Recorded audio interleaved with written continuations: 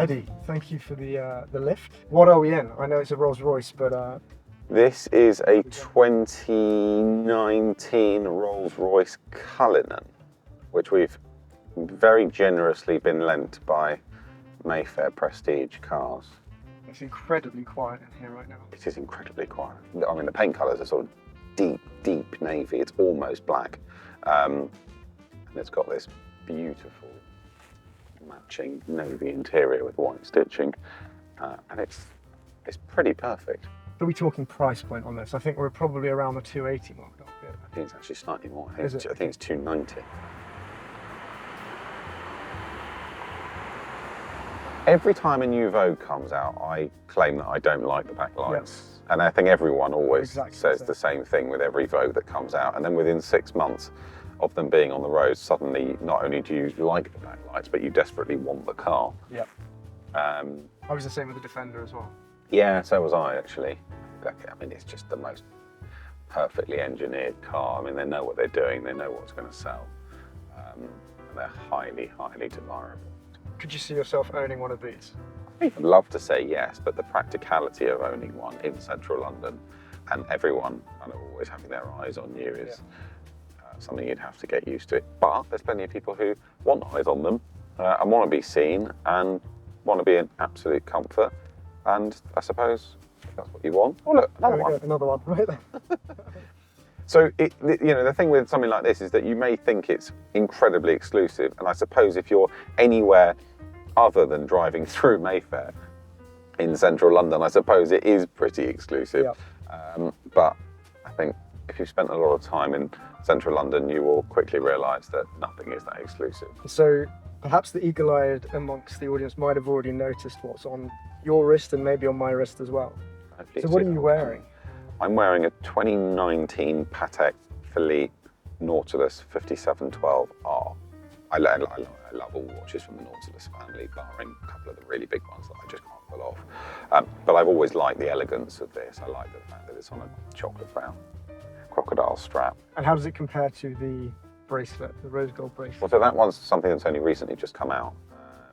I actually haven't tried one on yet, but I imagine it's going to wear pretty much the same as a steel 5712. It's just going to be slightly heavier because it's rose gold. Nautilus bracelets are amazingly comfortable, so I'm sure it's fantastic to wear.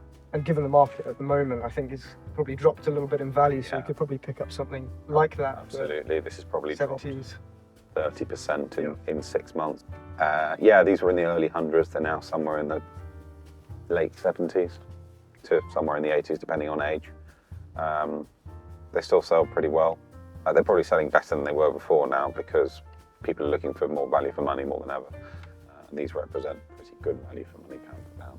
I have just put on the 5513 that's recently come into the Bloombar curated collection as well. I love that. It's stunning, isn't it? It's got a lovely faded bezel, which we call a ghost bezel. We do, because it's got a kind of ghostly whiteness about it. Yeah, and we've got a lovely patina as well to these hour markers, which is going a nice little custard colour.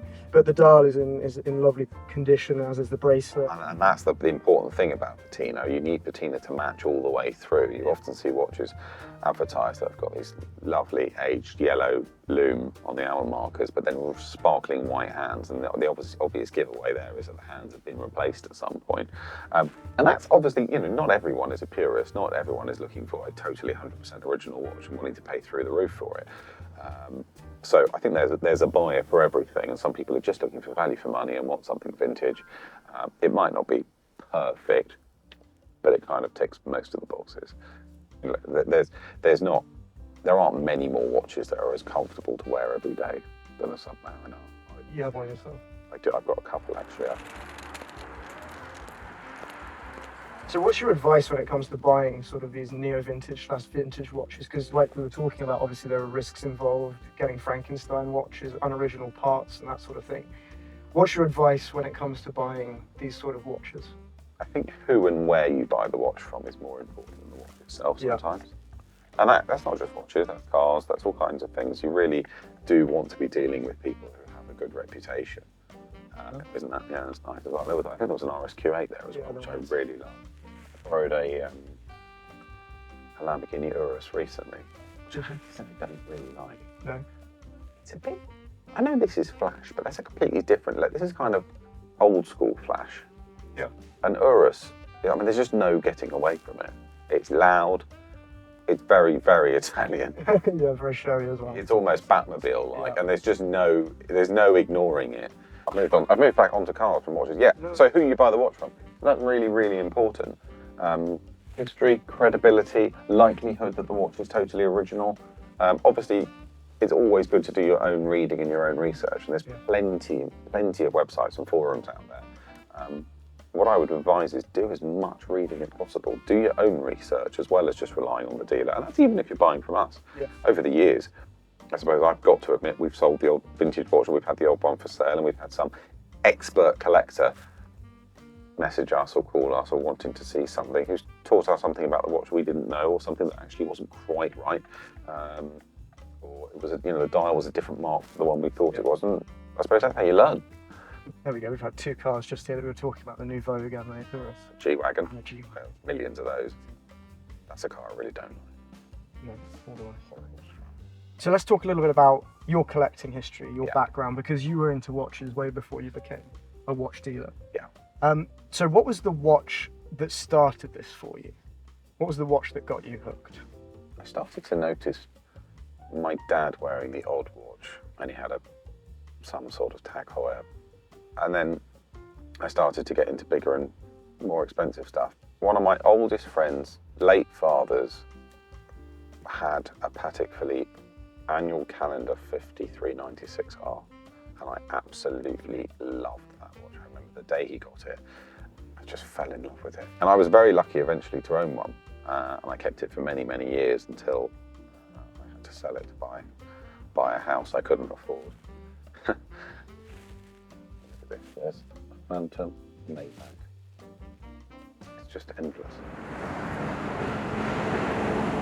I mean, my first proper watch I bought was a Sub-Day. It was a 2009 Sub-Day, and I still got it. I did years ago have an 8-day power reserve, and that had a skeleton exhibition case back, and I loved that watch. I sadly sold it. I kind of regretted it ever since. It was one of the first watches I ever bought as a watch dealer, and I really didn't know what I was buying. I remember a banker had been given it as a bonus, and he just had no interest in watches, and he didn't even know what to sell it for, and I wasn't really sure what to buy it for. I think I paid £1,500 for it, and I sold it for about 7,000 many years later. I enjoyed it every day I wore it. I absolutely loved it. What was the first watch that you bought when you started to do well with Bloombar? What was that first watch? The first really top-notch watch I bought was a black dial 2005 steel Rolex Daytona 116520. Enjoyed it massively. It's a really versatile everyday watch, and I really wasn't precious about it.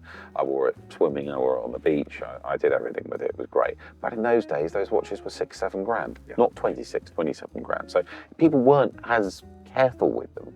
Although it was still a lot of money, it was a lot less money. Anyway, look, I've owned lots and lots of different watches. I have the benefit of being able to wear anything that's in stock, which is lots of different things. Although the novelty does kind of wear off after a while. Occasionally something comes across your desk that you just have to try on or wear for the day. But I like sort of ultra rare, complicated JLCs and Vacherons and Langers and stuff like that. Something you won't see everyone wearing.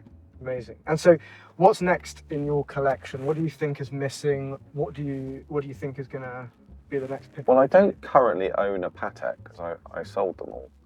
I think I'd like to have another one at some point. I don't know what. So we are now passing Selfridges as we head back to the boutique. If we ever get over if we ever get over the lights. And there's obviously Rolex in there. There is. And a big piece of news certainly on the secondary market at the moment is Rolex now doing pre-owned. What do you think that will do to the market that you are in and your business at the moment? Well, I think the thing with the Rolex pre-owned authentication system, which currently is only being offered by Bucherer, who run the Selfridges watch concession and the Rolex concession, is that this isn't actually that new a thing. Yeah. It is and it isn't. The likes of Bucherer and Watches of Switzerland and Goldsmiths have sold pre-owned watches for quite some time. The difference is that they've done it under their own authentication and their own pre-owned warranty card system. What's going to happen now is they will be able to offer a Rolex pre-owned warranty with these watches, effectively an authentication card. If there's something very specific you're looking for, and you might be a first-time buyer and you might just really want that security of having that Rolex card with it, I think it will be a fantastic system for people like that. I don't see it doing any harm to the grey market dealers such as us. And I'm sure some of those watches will work their way into the grey market as well. And I'm sure not only will they be able to charge more for them, but so will we if we get hold of any of them. I don't think it's a bad thing at all. I don't think it's going to be the majority of the market. I think there's going to be a lot of buyers out there who are very savvy, have a price-sensitive budget, and are still going to buy from the other grey market dealers, certainly the ones with very good reputations, where they know they're still going to be getting a great watch, exactly what they want, and it will have been checked over properly.